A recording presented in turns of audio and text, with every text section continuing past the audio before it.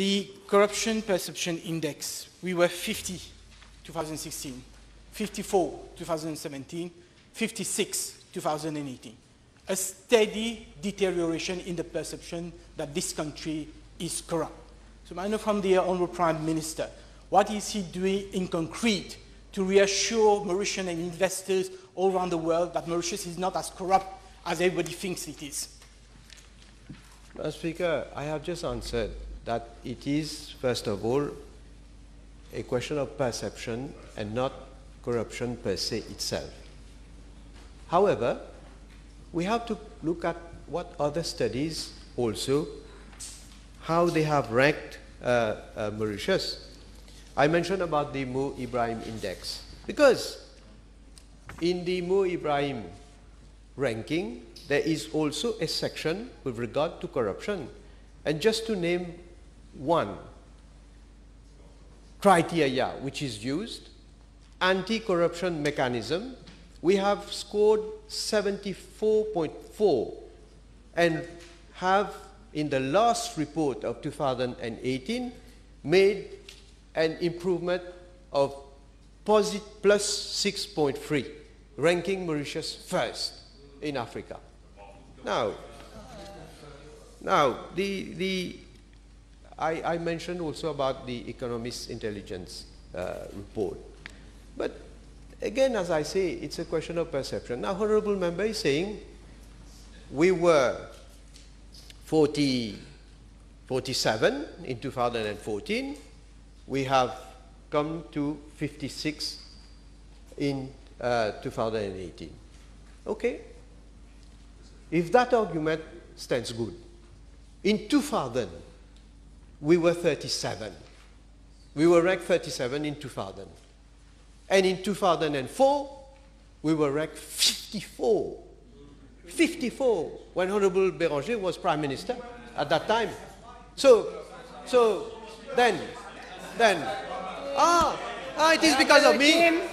It is because of me. Honorable Uteem. Please. Honorable Uteem, I am calling Honorable Uteem. You seem to ignore the fact that I have been calling you so many times. When you are in a sitting position, please don't make remarks. You've asked your question, allow the Honorable Prime Minister to reply. You will have ample time now to ask a supplementary question. So, as I say, Madam Speaker, this issue is about what? It's about a survey that is carried out amongst a number of people, and it is what those people, their perception about corruption, which is tabulated, which is quantified, and therefore this comes as the Transparency International itself says that we have to be, as a caution, we have to be careful because it is a matter of perception. Therefore, what I am saying, contrary to what Uteem wants to say, is that even in 2000, even Honorable Uteem, sorry, even in 2000 and 2004, when we look at the rankings, it is not the rankings per se which I believe gives, in fact, the impression that Mauritius is a most corrupt country. It is what we do and how we score with regard to other studies like the Mo Ibrahim, like the Economist Intelligence report, where there are figures. They look at statistics. They look at institutions. They look at the actions and the measures that have been taken by a country to combat fraud and corruption. Yes, sir. The Transparency International used 5 sources. One of it was Economist Intelligence Unit. But one of the criteria they used was, and I cite, les nominations basées sur le népotisme plutôt que sur la méritocratie dans la fonction publique. Doesn't the former Prime Minister agree that never before has there been so many nominations of people close to members of his party, his government, to position of responsibility? Madam Speaker, I have also read this report. Let me quote what they say, Transparency International. Il existe plusieurs lois à Maurice qui donnent un pouvoir discrétionnaire aux membres d'un gouvernement de procéder à des nominations à la tête des institutions sans consultation aucune. Ce type de nomination est perçu comme étant contraire au principe de la bonne gouvernance et servirait à récompenser des proches ou des agents. Madam Speaker, this has started only yesterday, only 2014. There have been so many governments before. When governments nominate people at the head of parastatal bodies, or as ambassadors, or high commissioners, how many cases we have seen? This government, yes, but other governments also. So this is not new. It's as if they have discovered l'Amérique sur map maintenant. Hein? Alors, the other thing, qu'est-ce qu'on nous reproche, Madame la Présidente? On nous reproche, il n'existe aucune loi. Listen to this one. Écoutez. Listen. Il n'existe aucune loi spécifique pour la protection des lanceurs d'alerte. How incorrect can this conclusion be? Because we have Prevention of Corruption Act, where even somebody can send anonymously a letter and the ICAC will investigate. So, I mean, we must not base ourselves on I would call them probably doubtful conclusions when we do still have, an arsenal d'institutions et de lois. Now, let me also mention one thing, because it is important. What they also say, and I quote, Transparency International, our research makes a clear link between having a healthy democracy and successfully fighting public sector corruption. And it goes on to say, corruption is much more likely to flourish where democratic foundations are weak, and as we have seen in many countries, where undemocratic and populist politicians capture democratic institutions and use them to their advantage. Now, we should be proud, Madam Speaker, that with regard to the Democracy Index 2018, we are amongst the 20 countries having a full, what is called a full democracy. A full democracy. Out of 20, we rank 17. Thank you, Madam Speaker. With respect to management of the 3 government-owned shelters, may I know from the Honourable Vice Prime Minister where matters stand? Last time she said that there were appel d'offres to recruit independent, competent managers. Unfortunately, we have not been able to get any company to do that particular job, so we are still running the free shelters, and we are in the process of launching a bid again, because I think it will be more proper to leave it to companies who have expertise, who have the know-how, who have the skill. So we are still working on that. Honourable Gano. B240. Madam Speaker, as the honourable member is aware, I was appointed Minister responsible for Financial Services and Good Governance on 24th January 2017. My predecessor, the former Minister of Financial Services, Good Governance and Institutional Reforms, had during his tenure of office recruited 24 advisors. I'm tabling the names, qualifications, terms and conditions of appointment and the number of overseas missions undertaken by these advisors.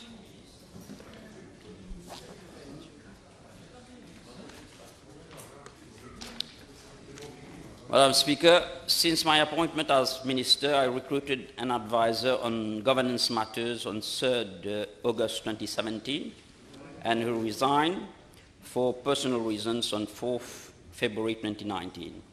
I also recruited an advisor on information matters on a contractual basis with effect from 11th July 2017. I'm tabling the details requested in the question in respect of these two advisors. Madam Speaker, with your permission, I wish to inform the House that when I joined the ministry, there was no technical staff in post, and worse, there was no post of technical officers on the ministry's establishment, when it is obvious that technical officers are indeed essential for the smooth running of the ministry. Accordingly, an expert in the field of anti-money laundering, combating the financing of terrorism, the MLCFT, to follow up on compliance with the FATF and ASAMLAG requirements, has been recruited as advisor on 25th September 2017, and she's fully involved in technical duties on MLCFT.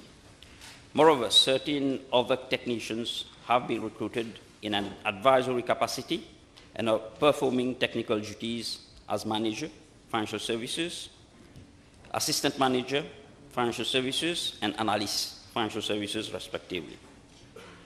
I'm tabling the names, qualifications, terms, and conditions of appointment of these technical advisors. Madam Speaker, I wish to point out that only the advisor on AML-CFT has undertaken 3 overseas missions since her assumption of duty, and all these in relation to FATF and the SAMLAG Once again, it won't go unheeded. Once again, I ask the honourable member to go outside, take his call, and leave his phone outside, please.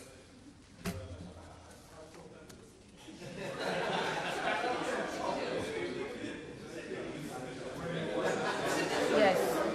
Yes, please proceed.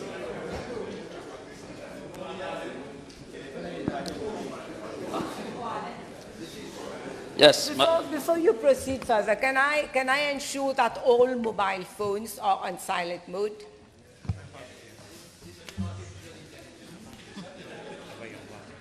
This is indeed very disruptive, Madam Speaker. I would like to take again the last part of my answer.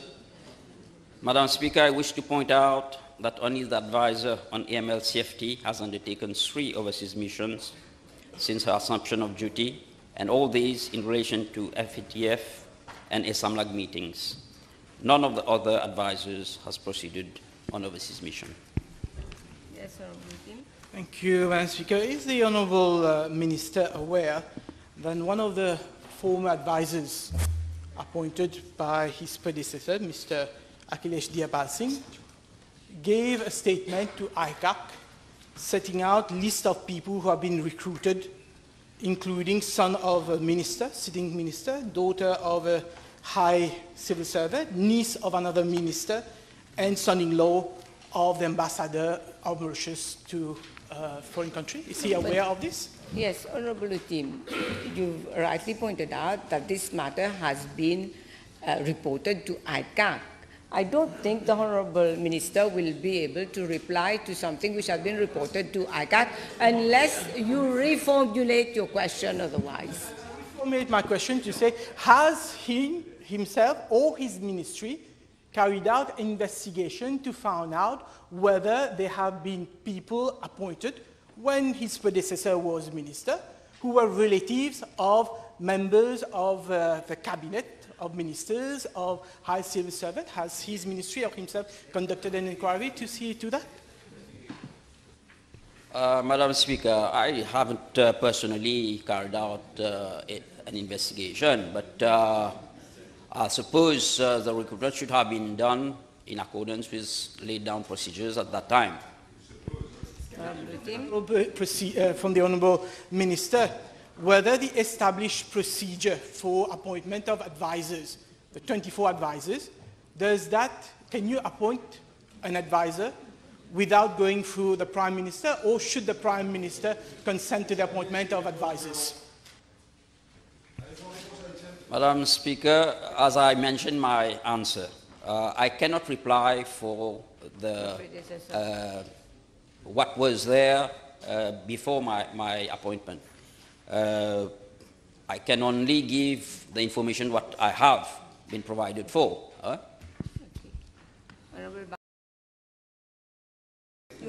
B241.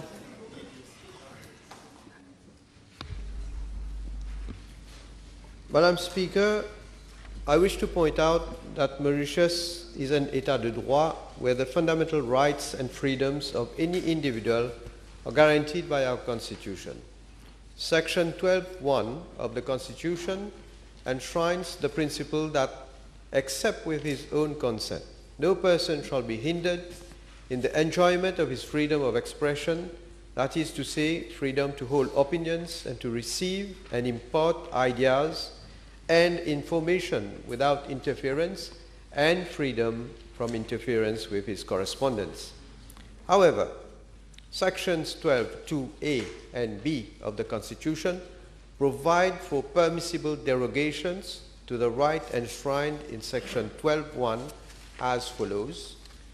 12(2), nothing contained in or done under the authority of any law shall be held to be inconsistent with or in contravention of this section to the extent that the law in question makes provision, A, in the interest of defense, public safety, public order, public morality, or public health, B, for the purpose of protecting the reputations, rights, and freedoms of other persons or the private lives of persons concerned in legal proceedings, preventing the disclosure of information received in confidence, maintaining the authority and independence of the courts, or regulating the technical administration or the technical operation of telephony, telegraphy, posts, wireless broadcasting, television, public exhibitions, or public entertainments,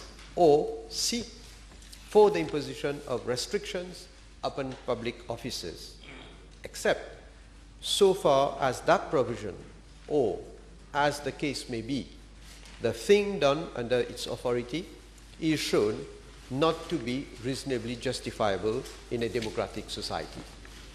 Madam Speaker, I am informed by the Commissioner of Police that Section 56 of the Dangerous Drugs Act empowers police officers to tap or place under surveillance the telephone lines of persons suspected to be involved in drug dealing offenses and place a bank account under surveillance on issue of a warrant by a judge in chambers. However, since the coming into force of the Dangerous Drugs Act, the police has not resorted to any telephone tapping or placed any bank account under surveillance. I am further informed that during the course of investigation into drug dealing cases already detected, where communication made is material to the inquiry, the police have made several requests to obtain judges' orders with a view to establishing links among accused parties under Section 32 of the Information and Communication Technologies Act. Thereafter, the police forwards the judge's order to the public operator, directing the latter to disclose the name and address of the alleged offender, along with an itemized bill containing the particulars of the incoming and outgoing calls from the concerned telecommunication device. No content of the communication held is disclosed.